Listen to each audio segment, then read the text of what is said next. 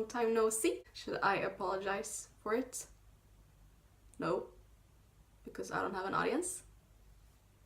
I have been wanting to do like LGBT plus book recommendations video for years. It's been hard trying to like narrow the books down because I've read quite a lot of good LGBT books in my days, which made me sound so old, but yeah. 7 or 8 in this pile, and then I have like one that I don't physically own that I want to mention, and then I have one honorary mention. You'll see why it did not make the cut. It's very, very like male-centric, gay boys, not very diverse probably, but those are like the books that I've read in the past like 5 years since I started reading queer books that have stuck to me the most. So I'm just gonna get right into it because the last video I tried, this is already 3 minutes, holy fuck, okay. Last time I tried to film this I had like so much footage, so much unnecessary footage. The first book I've got is Aristotle Dante, Discover the Secrets of the Universe by Benjamin Alire Science, and this is without a doubt my favorite book ever. Or at least one of them. One of my favorite books.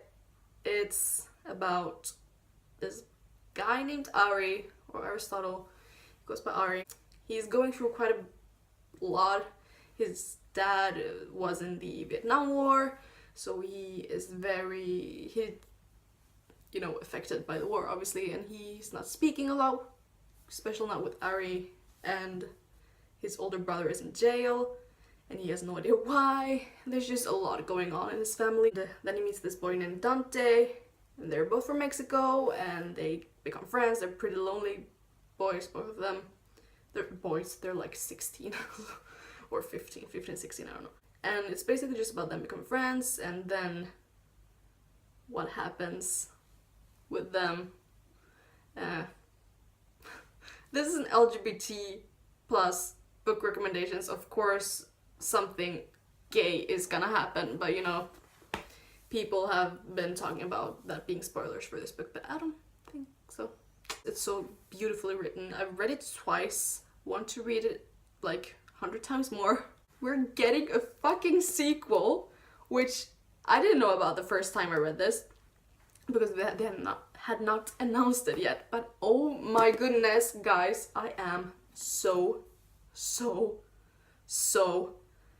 excited and worried. I am so worried at the same time. I trust Benjamin, I do, but at the same time I'm like, if you like do something with my children that I don't like,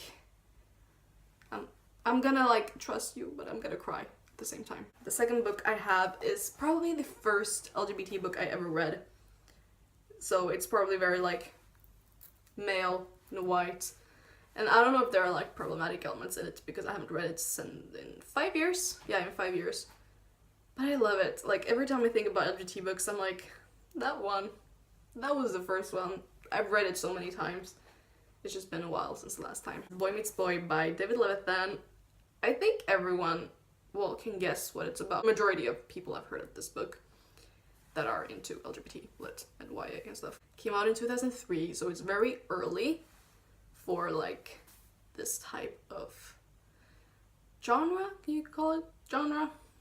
It's about this guy named Paul, he meets this guy named Noah, things happen, everything is really nice, it's very cute.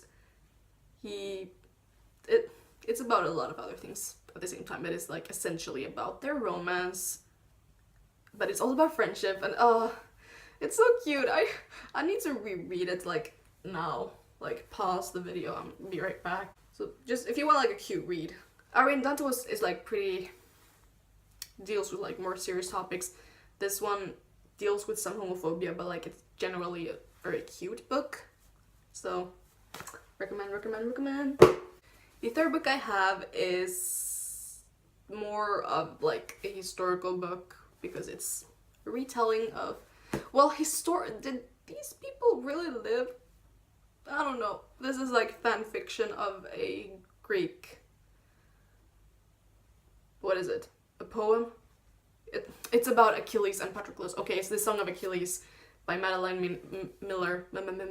It's basically a retelling of, is it the Iliad? I think so. Like what happens with Patroclus, with Patroclus and Achilles from Patroclus, what? Is from Pat's point of view. Let's call him Pat.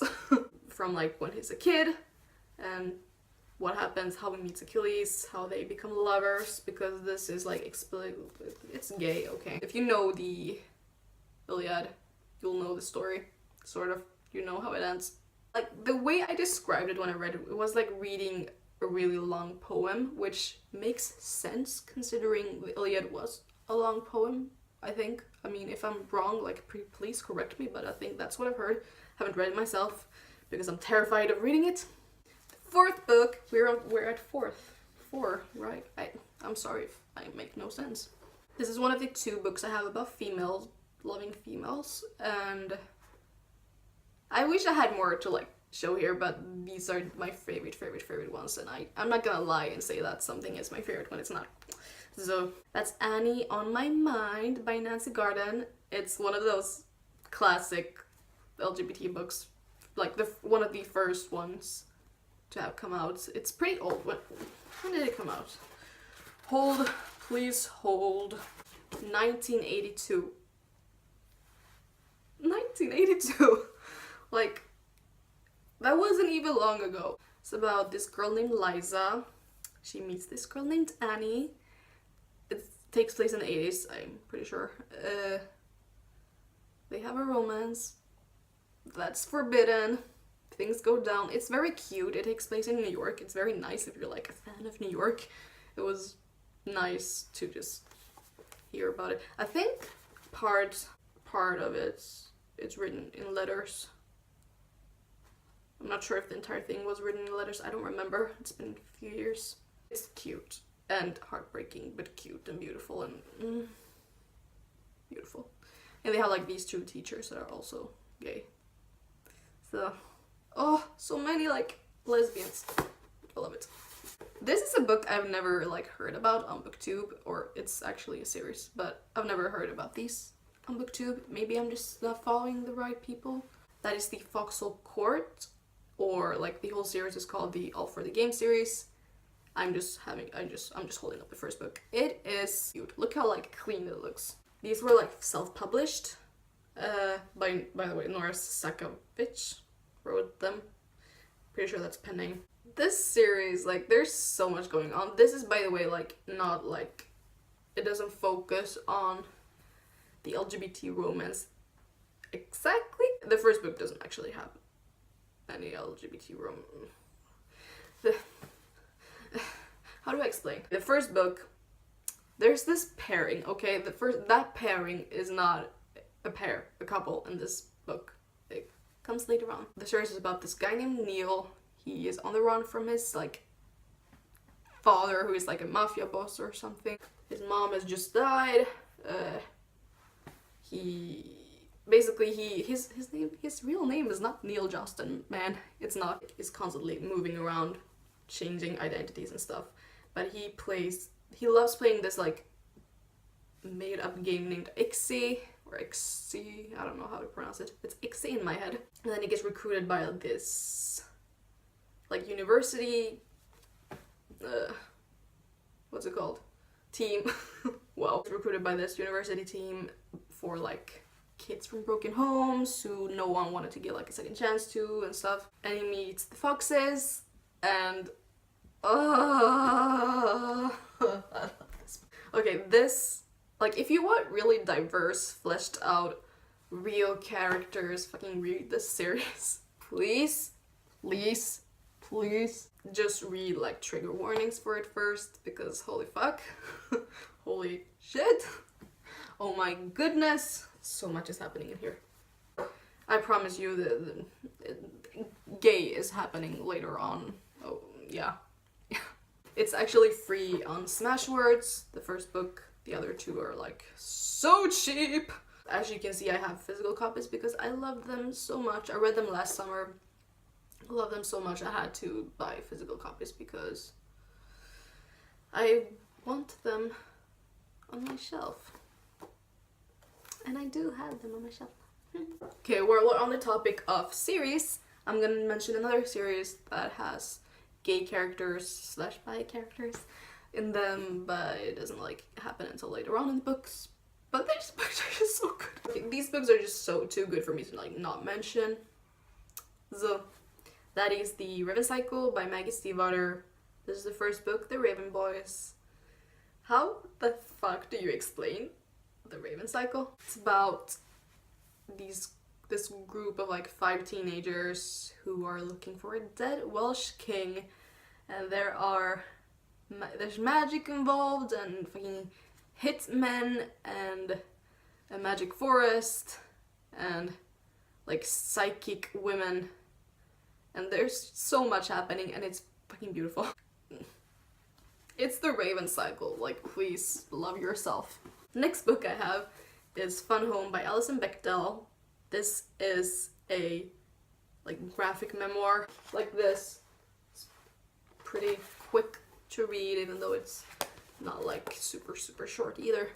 It's about Alison's like relationship with her dad mostly, who was a closeted gay man, and she's a lesbian, and it's about that, just growing up in like a small town while being gay.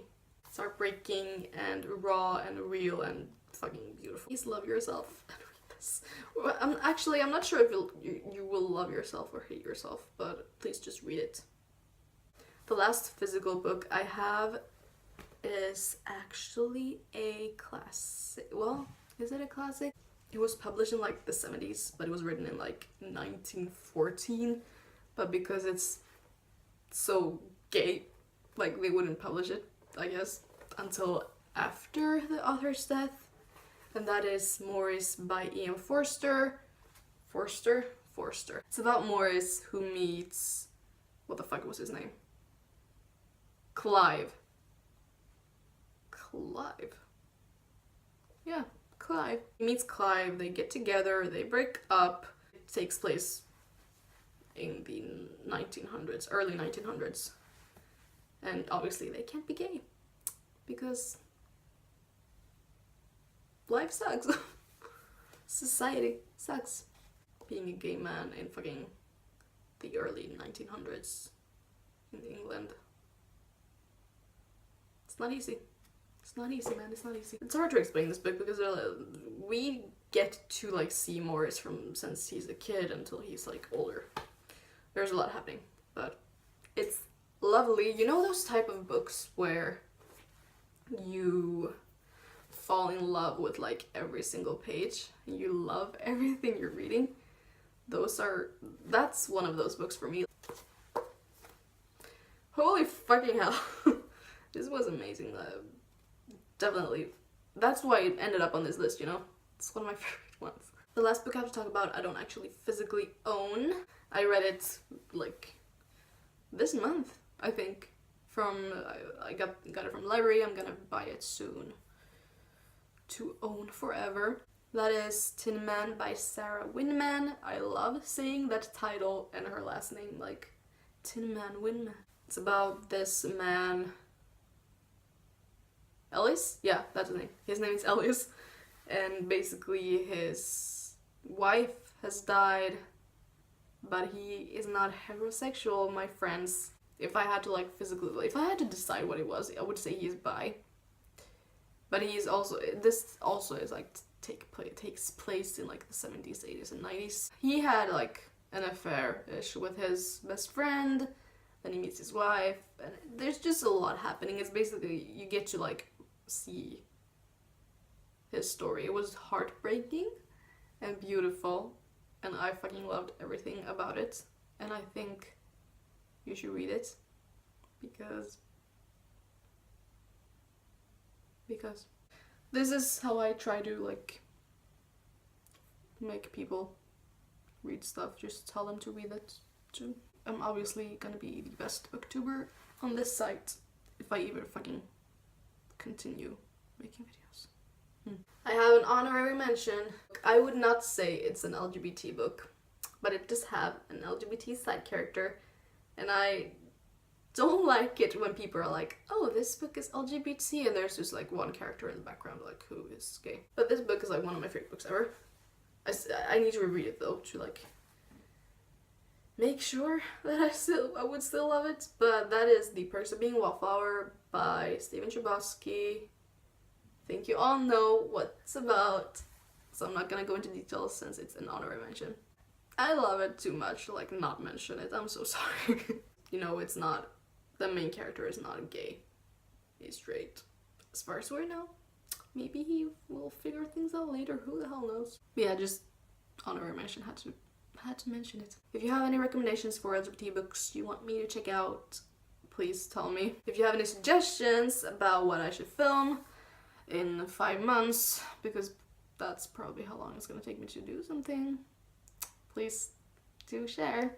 Okay, honestly, I'm gonna stop before I film for half an hour, which I will have in fucking 2 minutes, so I feel like I should have an outro, but I don't, so... Oh, my computer just died behind the camera, I mean. Okay, bye.